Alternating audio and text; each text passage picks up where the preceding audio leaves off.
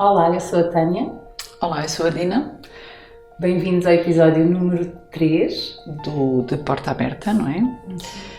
Hoje vamos falar sobre um tema bem interessante, que é e bem amplo e bem gigante. Portanto, não vamos conseguir dizer tudo o que queremos dizer sobre o tema, mas vamos falar sobre fala. O que é fala? O que é fala? Esta é uma pergunta assim que dá uma discussão bem alargada e que nós, para definirmos, temos que falar aqui de vários aspectos importantes. Mas eu acho que assim vamos tentar em 10 minutos passar um pouquinho o que é a nossa perspectiva atual. E eu acho que para falarmos sobre esta perspectiva atual temos que fazer assim uma revisão da evolução do termo fala, não é? Eu acho que é importante falar sobre que o termo fala nem sempre tem sido descrito na literatura da mesma forma ao longo dos anos. As perspectivas vão mudando, até eu acredito muito que é também porque os profissionais envolvidos e as áreas multidisciplinares na ciência vão se juntando e vão contribuindo para a evolução deste termo. A fala era vista e foi vista durante muitos anos como um ato motor apenas, dependente de estruturas orofaciais, e muitas vezes vemos definido desta forma, não é? Como um ato mecânico e de execução. Então, quando se pensa muitas vezes em fala, pensa-se em motricidade orofacial, ou seja, nos órgãos envolvidos, na força dos músculos, na execução do movimento, na amplitude de movimentos. Mas este termo tem vindo a ser também discutido.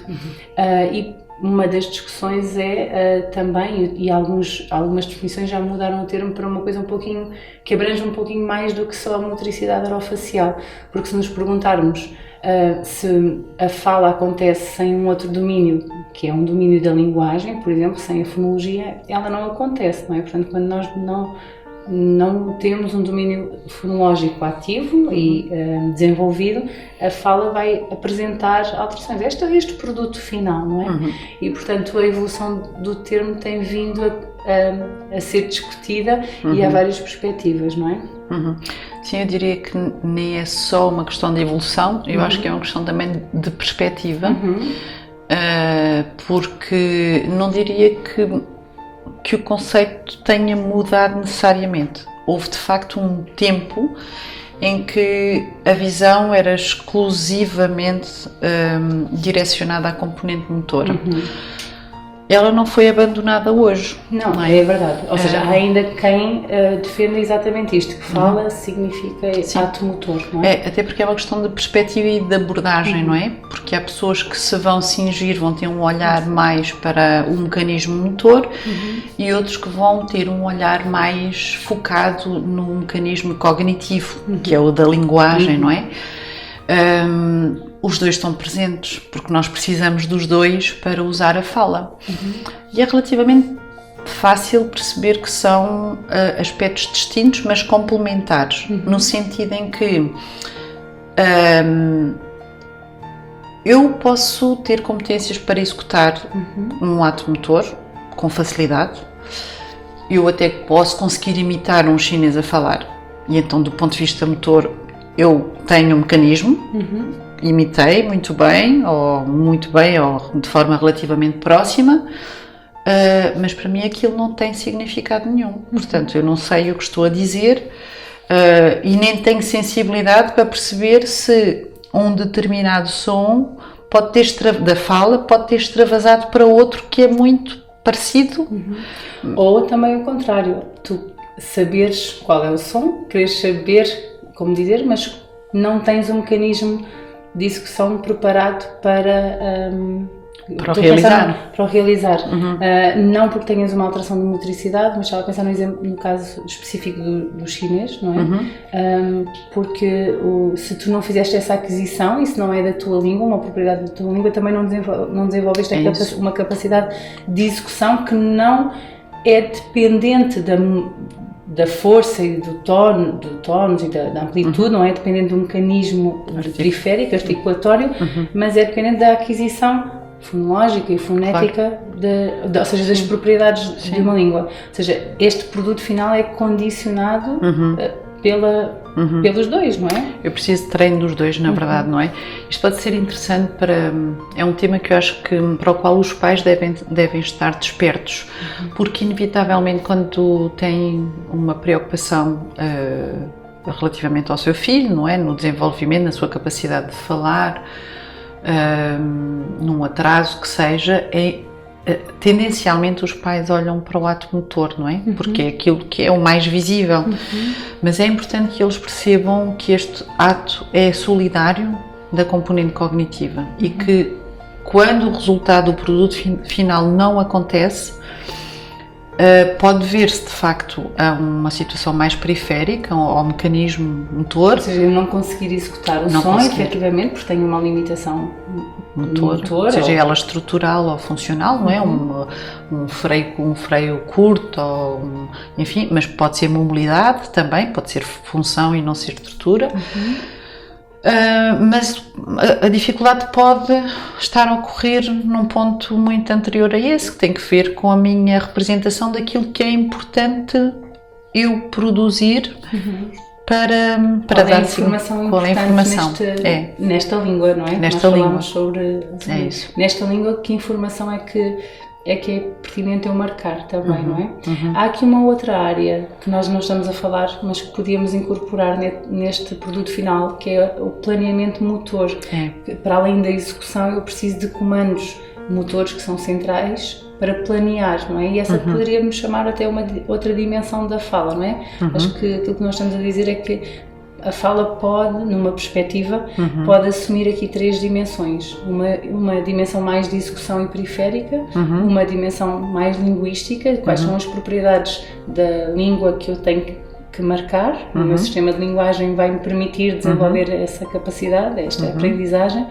E há aqui uma dimensão muito importante que não podemos ignorar, porque há muitas crianças com dificuldades nesta fase, não é? Que é o planeamento motor, eu ser capaz de fazer uma sequência motora e de comandar os órgãos que eu tenho capazes individualmente, mas de os sequencializar. E a fala é o produto destas 3 dimensões também, não é?